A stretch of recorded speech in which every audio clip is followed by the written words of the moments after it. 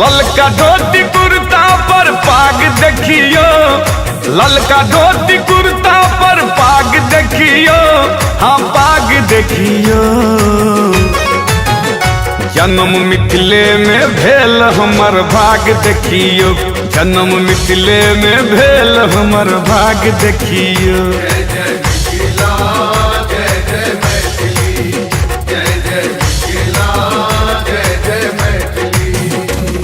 सीता सन बहिन के पाहुन सन राम, लोरिक सलहेश वीर भेला अहि राम।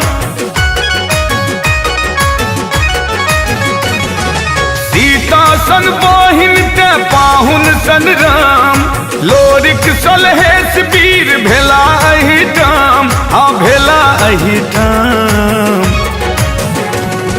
सोहर परातीक राग देखियो, सोहर परातीक राग देखियो, जन्म मिथिले में भेल हमर भाग देखियो। जय जय मिथिला।